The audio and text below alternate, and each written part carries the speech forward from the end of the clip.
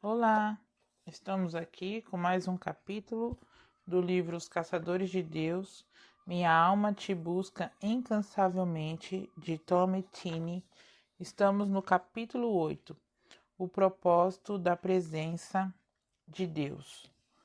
O evangelismo baseado nas zonas de irradiação divinas.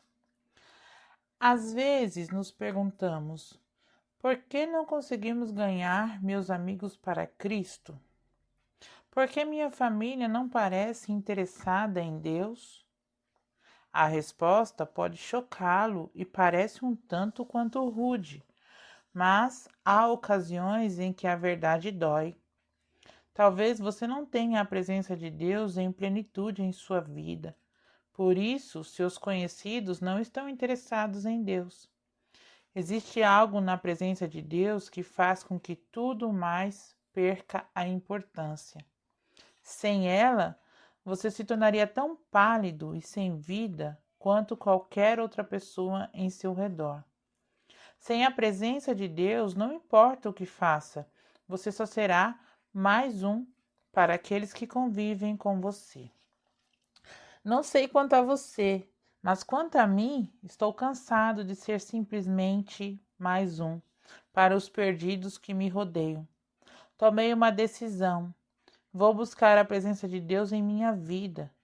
Quero estar junto do Senhor, que por onde quer que eu ande, as pessoas que se aproximarem de mim tenham um encontro com Ele. Elas nem se darão conta de minha presença, mas saberão que Deus está presente. Desejo estar tão saturado da presença de Deus que, ao tomar assento em um avião, todos que estiverem comigo, de repente, comecem a se sentir incomodados, caso estejam afastados do Senhor. Mesmo que eu não lhes diga uma palavra, não quero condená-los ou convencê-los. Quero apenas trazer comigo o bom perfume do meu Pai. Entendemos de programas de evangelização, em que batemos as portas, entregamos folhetos ou realizamos alguma atividade na igreja, visando alcançar os perdidos.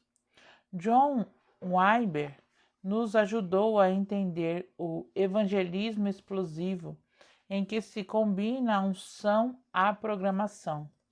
Orávamos para que alguém fosse resgatado, ao invés de nos atermos somente ao testemunho ou entrega de folhetos.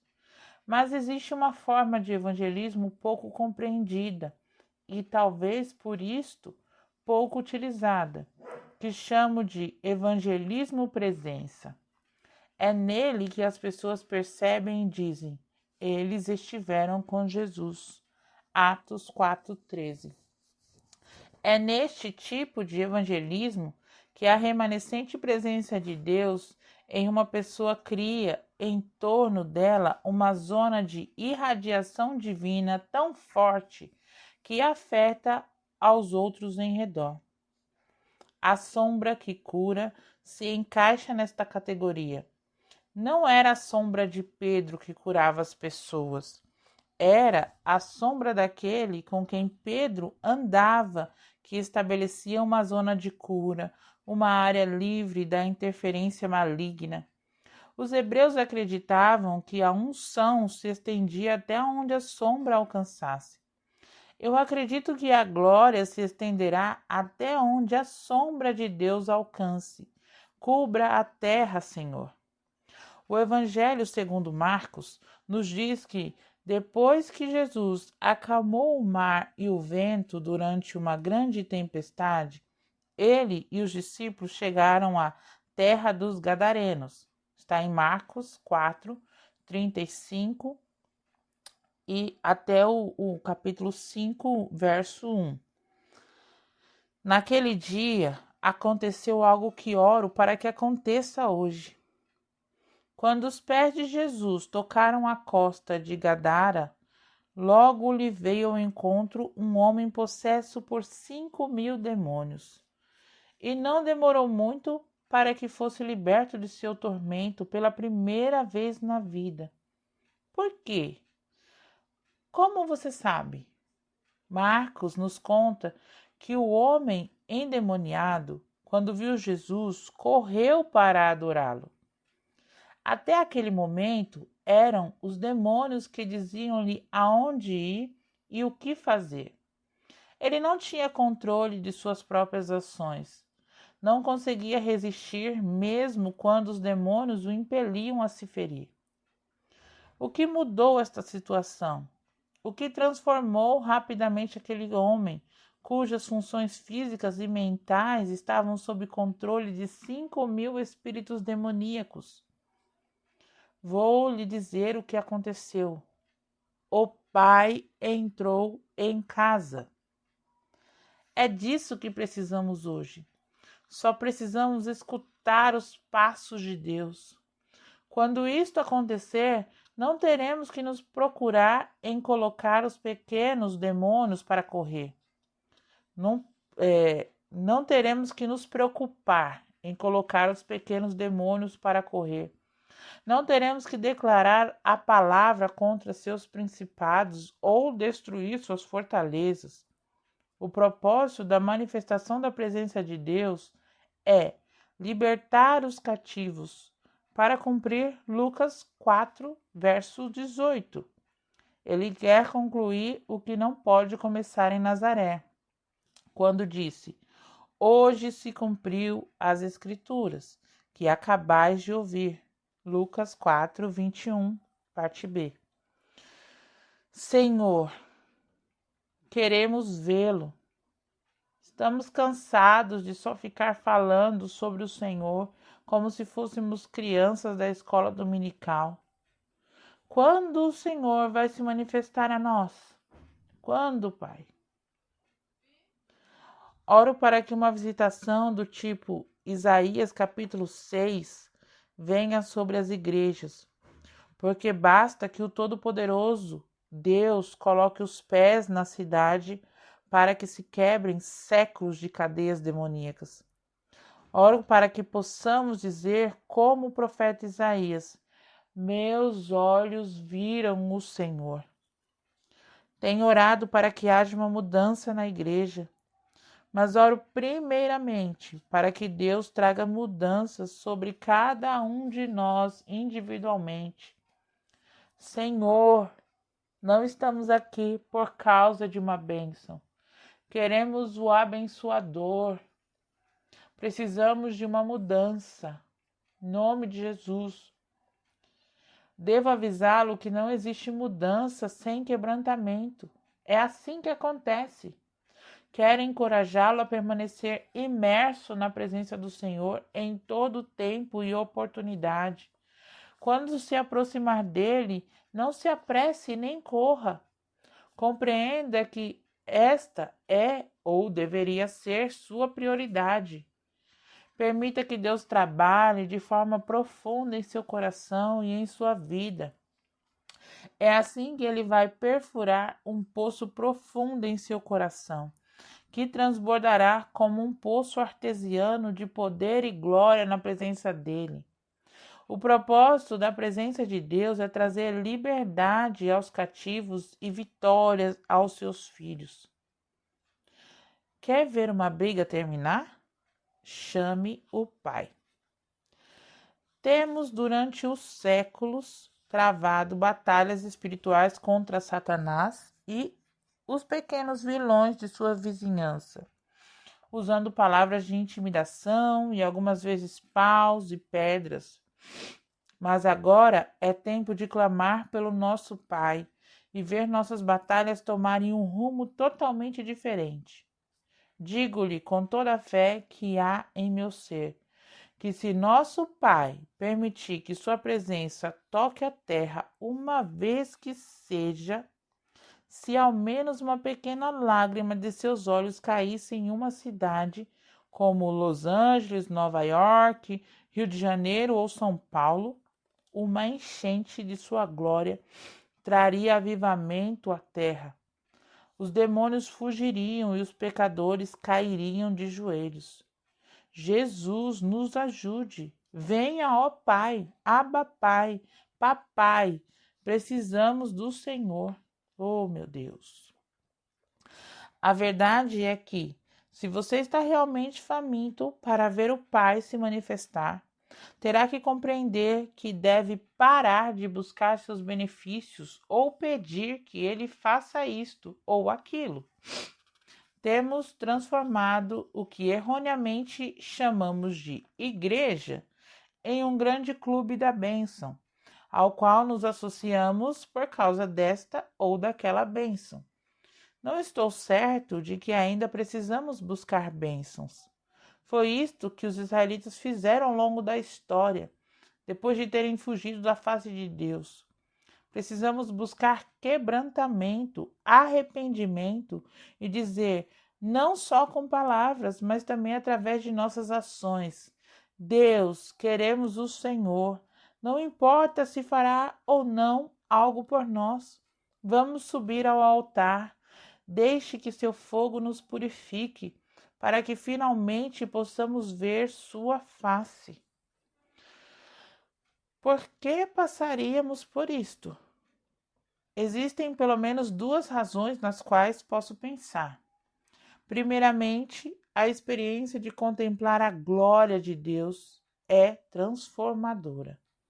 E a maior experiência de correção comportamental pela qual o ser humano pode passar, e tem como consequência a morte da carne. A segunda razão é que o verdadeiro propósito da manifestação da presença de Deus em nossas vidas é o evangelismo. Se pudermos carregar um resíduo da glória de Deus para nossas casas e locais de trabalho, se pudermos atrair uma pequena porção do brilho de sua presença para dentro de igrejas mornas, não teremos que implorar para que as pessoas venham a se arrepender diante do Senhor.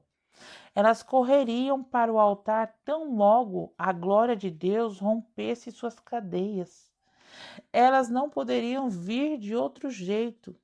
Nenhum homem vai a Deus a não ser pelo arrependimento e salvação através de Jesus. Qualquer outro meio para a salvação traz embutida a marca do destruidor. O Senhor sabe que temos tentado facilitar o caminho para as pessoas virem a Ele através de uma graça barata e de um avivamento sem custo. Mas os efeitos desta barganha mal duram uma semana. Por quê? Tudo o que proporcionamos às pessoas foi um encontro emocional com o homem, enquanto elas necessitam de um encontro fatal com a glória e a presença do próprio Deus. De agora em diante, nossa oração deveria ser: Pai, confessamos que queremos ver uma mudança em nossas vidas e em nossa igreja, para que possamos trazer mudanças em nossa cidade. Dê-nos tal amor e paixão pelo Senhor, que comecemos a ver sua glória fluir através de nós para convencer e salvar os perdidos.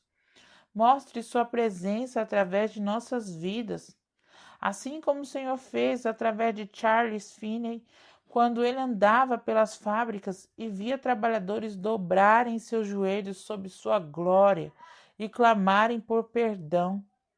Embora nenhuma palavra tenha sido dita ou pregada, que a mais tênue sombra de sua presença em nossas vidas possa curar os doentes e restaurar os coxos que encontramos pelas ruas.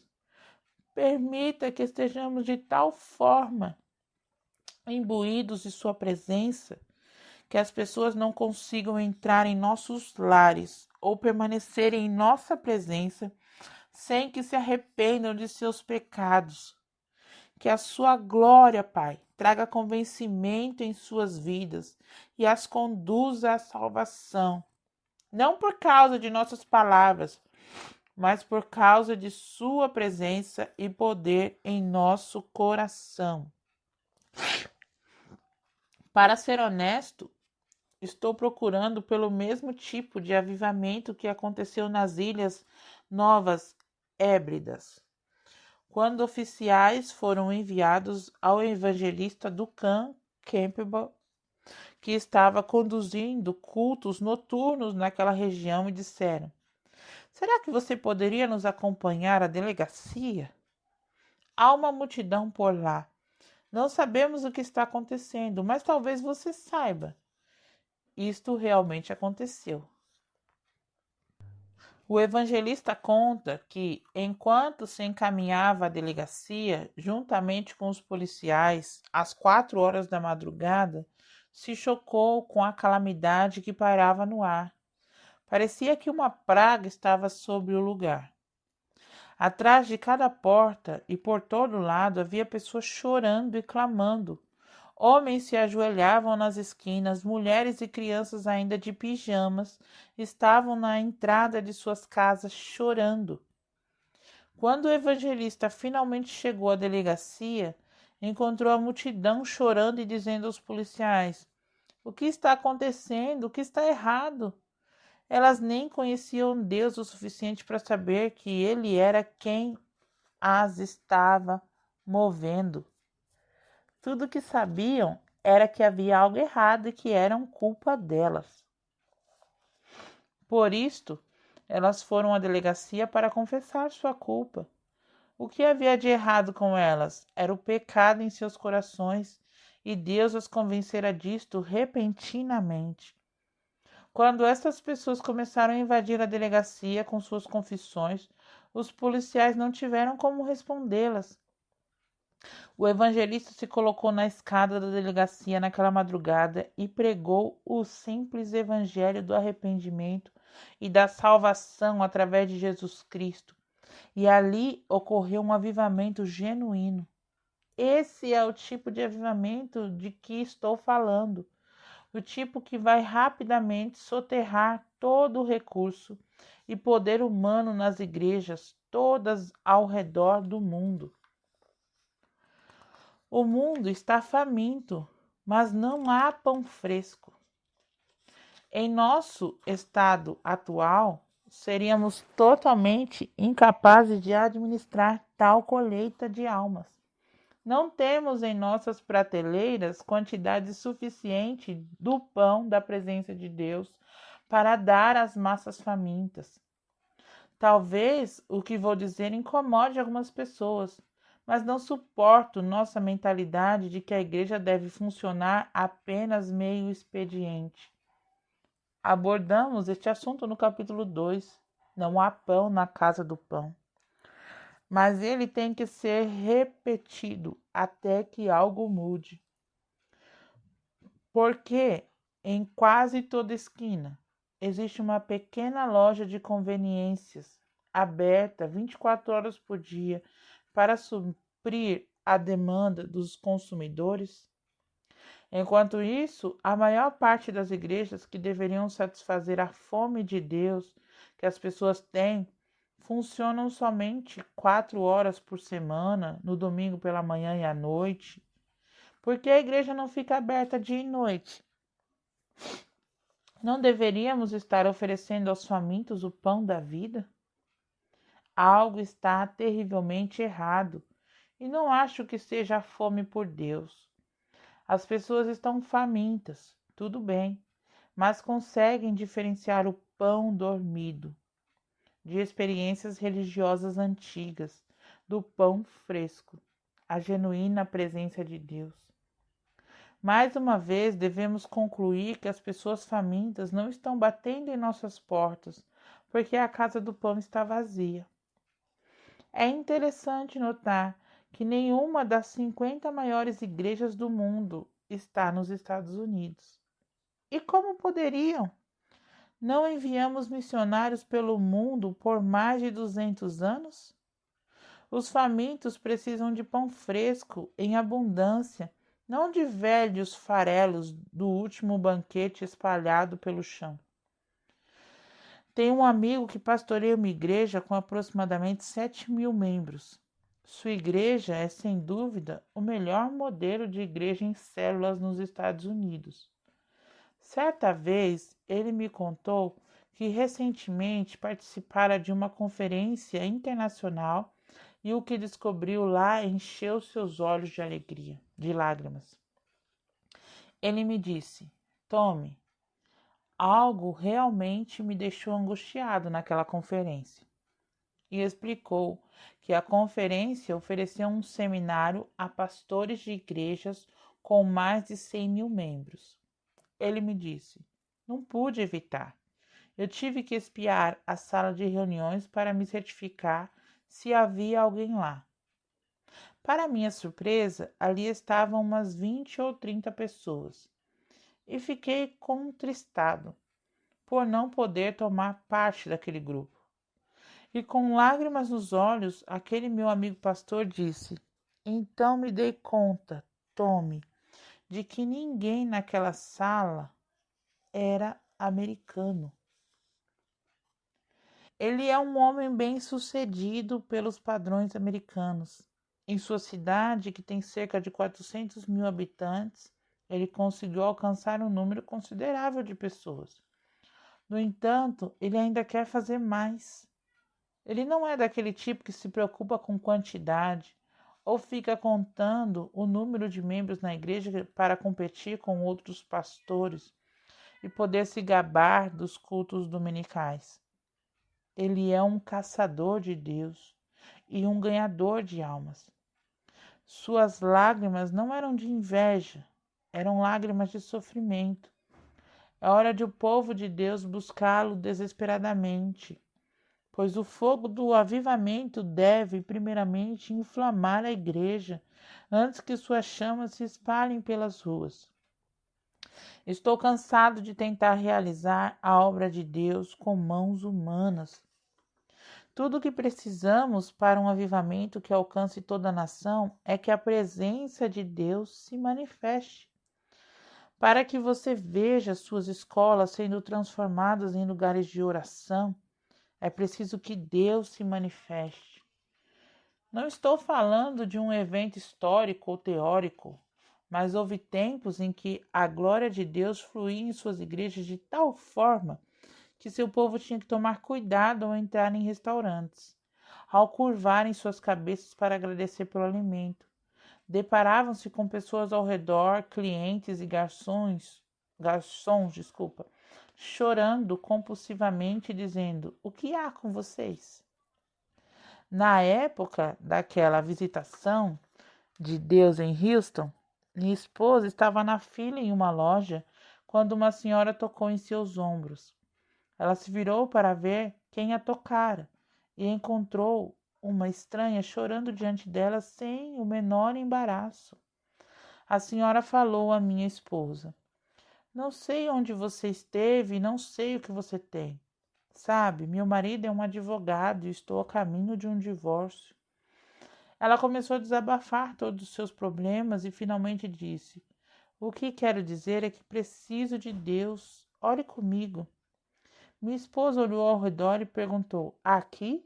A senhora respondeu: sim, agora. Minha esposa perguntou novamente: bem, e quanto aos outros na fila?